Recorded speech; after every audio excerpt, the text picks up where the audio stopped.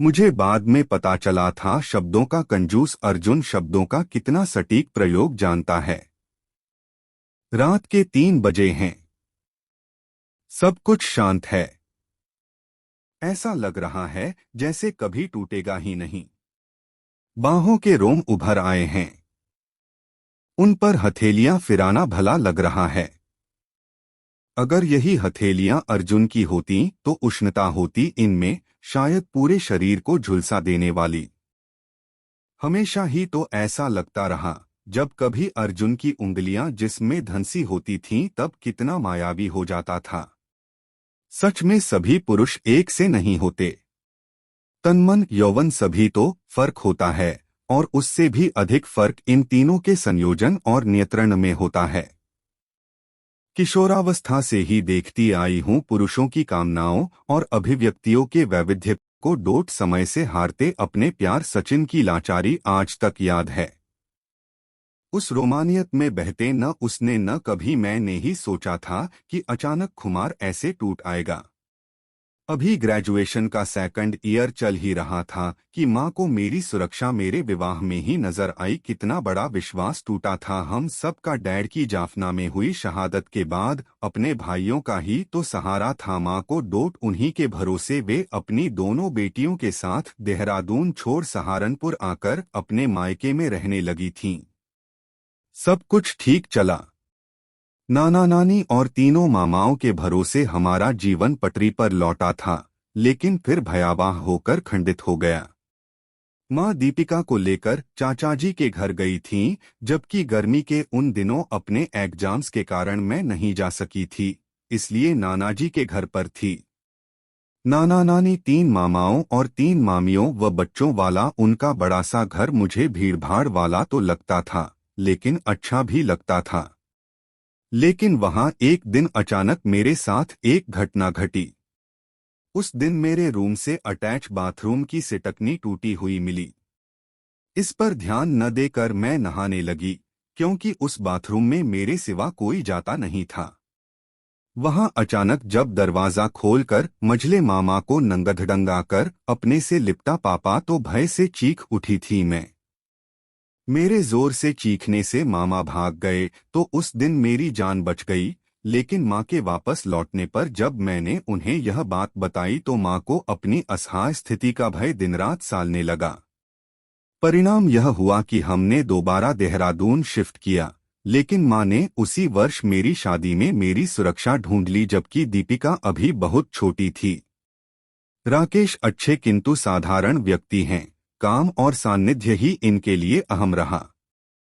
मानसिक स्तर पर न इनमें उद्वेग था न ही मैंने कभी कोई अभिलाषा दिखाई। पल्लवी के जन्म के बाद मेरा जीवन पूरी तरह से उस पर केंद्रित हो गया था। राकेश के लिए बहुत खुशी की बात यह थी कि उनकी पत्नी ग्रेसफुली घर चलाती है, बच्चे को देखती है और नानुकर किए बिना शरीर सौंप देती है। कभी सोचती हूँ तो लगता है यही जीवन तो सब जी रहे हैं, इसमें गलती कहाँ है। धीरे धीरे पहचान बढ़ने पर मैंने ही अर्जुन को घर बुलाना शुरू किया था। तब मुझे ड्राइविंग नहीं आती थी और सभी मार्केट यहाँ से बहुत दूर हैं। बिना कार ऐसी कॉलोनी में रहना दूभर होता है। कुछ भी तो नहीं मिलता आसपास। ऐसे में अर्जुन बड़ा मददगार लगा। वह अक्सर मुझे मार्केट ले जाता था। मुझे दिन भर अर्जुन के साथ रहना और घूमना सब कुछ जीवन के भले पलों की तरह कटता रहा। शादी के बाद पहली बार कोई लड़का इतना निकट हुआ था, जीवन में आए एकमात्र मित्र सा, फिर सहसा ही वह पुरुष में परिवर्तित हो गया। कार चलाना सिखाते हुए अचानक ही कहा था उसने, काश आपको चलाना कभी न आए, हमेशा ऐसे ही सीखती रहें। आपको छूना बहुत अच्छा लगता है। दहल गई थी मैं। पागल हो गए हो? खुद को संयत रखने का प्रयास करते हुए मैंने प्रतिवाद किया। इन 4 महीनों में उसका व्यवहार कुछ तो समझ आने लगा था। मैंने जान लिया कि वह वही कह रहा था जो उसके मन में था। मैंने कार को वापस घर की ओर मोड़ दिया। असहजता बढ़ने लगी थी। अर्जुन वैसा ही शांत बैठा था। मैं बहुत कुछ कहना चाहती थी, उससे होंठ खुल ही नहीं पाए। आउट। घर पहुंचने पर कार रोककर मैं क्रोध से बोली। वह खामोशी से उतरा और चला गया। मैं चाहती थी वह सॉरी बोले, कुछ सफाई दे, लेकिन वह चुपचाप चला गया। उसके इस तरह जाने ने मुझे झकझोर दिया। बाद में घंटों उसका नंबर डायल करती रही, लेकिन फोन नहीं उठाया। अगले दिन मैं उसके घर पहुंच गई, लेकिन गेट पर ताला लगा था। फोन अब भी नहीं उठ रहा था। दीपिका से उसके बारे में पता करने का प्रयास किया तो पता चला वह कल से फोन ही नहीं उठा रहा है। धीमे कदमों से घर पहुंची। गेट के सामने अर्जुन को खड़ा पाया। दिल हुआ कि एक चांटा खींचकर मारूं इसको, लेकिन वह हमेशा की तरह शांत शब्दों में बोला, कल मोबाइल आपकी कार की सीट पर पड़ा रह गया था। ओह गॉड, मैंने सिर पकड़ लिया। फिर 3 साल जैसे प्रकाश गति से निकल चले। उस दिन जब घर में अर्जुन ने मुझे पहली बार बाहों में लिया था, तब एहसास हुआ था कि शरीर सेक्स के लिए भी बना है। कितना बेबाक स्पर्श था उसका अपने चेहरे पर, उसके होंठ अनुभव करती मैं नवयवनासी कांप उठी थी। उसकी उंगलियों की हरकतें, मैंने कितने सुख से अपने को सौंप दिया उसे। उसके वस्त्र उतारते हाथ प्रिय लगे। पूर्ण निर्वस्त्र उसकी बाहों में सिमटकर एहसास हुआ था कि अभी तक मैं कभी राकेश के सामने भी वस्त्रहीन नहीं हुई थी। अर्जुन एक सुखद अनुभव सा जीवन में आया था। उसके साथ बने रिश्ते ने जीवन को नया उद्देश्य, नई समझ दी थी। अब जीवन को सच झूठ, सही गलत, पाप पुण्य से अलग अनुभव करना आ गया था।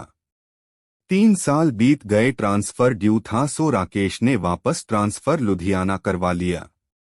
सामान्य हालात में यह खुशी का क्षण होता, लेकिन अब जैसे बहती नदी अचानक रोक दी गई थी। जानती हूं सदा तो अर्जुन के साथ नहीं रह सकती।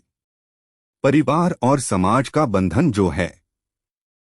सोचती रही कि अर्जुन कैसे रिएक्ट करेगा, इसलिए एक हफ्ते यह बात दबाए रही, लेकिन कल शाम तो उसे बताना ही पड़ा। मौन सिर झुकाए वह चला गया, बिना कुछ कहे, बिना कोई एहसास छोड़े। सुबह 8 बजे जाना है, 4 बज चुके हैं।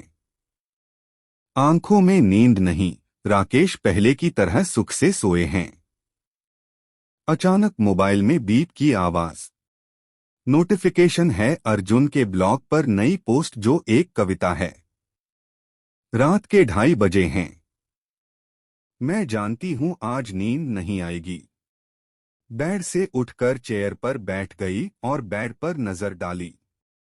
राकेश आराम से सोए हैं।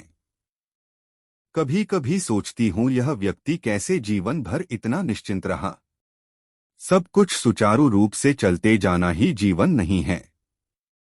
खिड़की से बाहर दूर चमकती स्ट्रीट लाइट पर उड़ते कुछ कीड़े, शांत पड़ी सड़क और हल्की सी धुंध नजर आती है, जो फरवरी माह के इस समय कम ही देखने को मिलती है। अचानक जिस्म में हलचल होने लगी। ड्रेसिंग रूम में आईने के सामने गाउन उतार कर खड़ा होना अब भी अच्छा लगता है। अपने शरीर को किसी भी युवती की ईर्ष्या के लायक महसूस करते ही अंतर्मन में छिपे गर्व का एहसास चेहरे छा गया।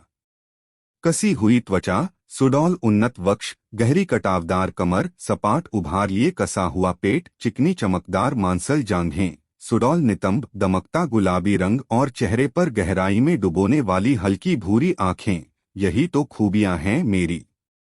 अचानक अर्जुन के कहे शब्द याद आने से चेहरे पर मुस्कान कौंधी, फिर लाचारी का एहसास होने लगा। सच मैं उसके साथ कितना रह सकती हूँ।